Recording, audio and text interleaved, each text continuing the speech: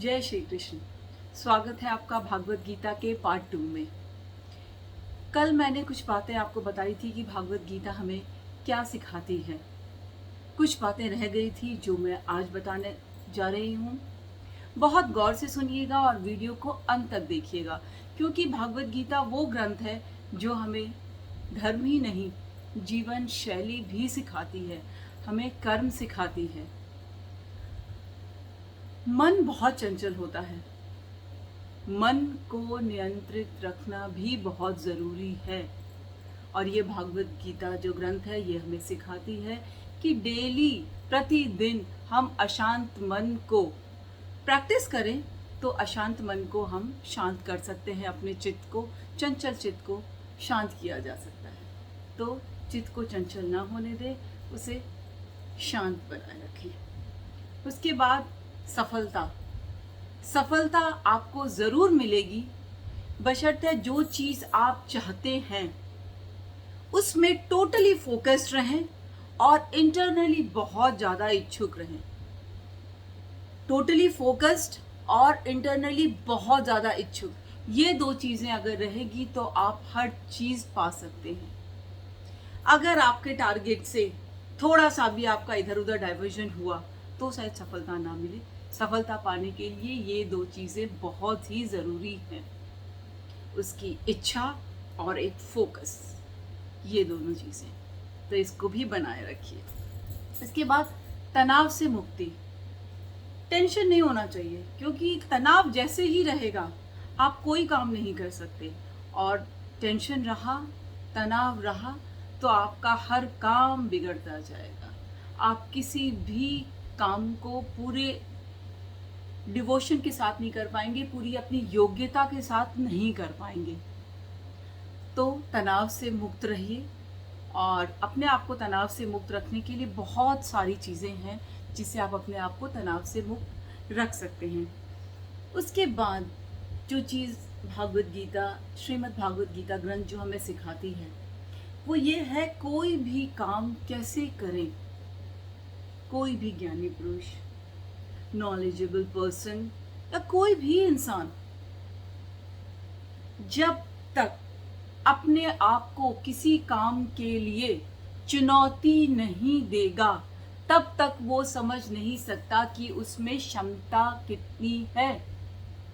काम करने से पहले ही अगर हम बोल दें कि नहीं, मेरे से तो नहीं होगा भाई, बहुत टफ है, बहुत कठिन है, नहीं, अपने आप को चुनौती दीजिए कि हाँ ये काम मैं कर सकता हूँ या कर सकती हूँ। तभी आपको अपनी क्षमता पता पड़ेगी। यस, मुझ में ये क्षमता थी, मुझ में ये क्षमता है, मैं ये काम कर सकता हूँ, मैं ये काम कर सकती हूँ, मैं ये काम कर सकता हूँ। ये हमेशा याद रखिएगा। जब तक आप अपने खुद को चुनौती नहीं देते हैं तब तक आप नहीं समझ सकते कि आपके अंदर कितनी क्षमता है। तो ये कुछ बातें थी जो मैंने आपको कल बताई और जो आज बताई। श्रीमद् भागवत गीता जो हमें सिखाती है ये सब बातें, अगर हम जीवन के हर कदम पे, हर कार्य में अगर इन बातों का उपयोग करें तो हमें निश्चित ही सफलता मिलेगी। और उन्हीं आदर्शों पर मिलेगी जो आदर्श केशव ने पार्थ को बताया था, जो श्री कृष्ण ने अर्जुन को बताया था युद्ध से पहले। ये सब बातें नहीं हैं। लोग कहते हैं कि ये तो बातें हैं, बातों का क्या है, सब ऐसे ही बोलते रहते हैं। नहीं, इसमें बहुत ज़्यादा सच्चाई है। और मैंने आपको पहले भी बताया था, मेरे पास तो श्रीमद् भागवत गीता डिजिटल है, बोलती हुई है। मैंने तो एक एक अध्याय सुना है उसका, बहुत डीपली, जो कि 3 भाषाओं में है, हिंदी में, इंग्लिश में और संस्कृत में। बहुत डीपली उसे सुना है, जाना है। उसके बाद मैं आपको ये चीज़ें बता रही हूँ।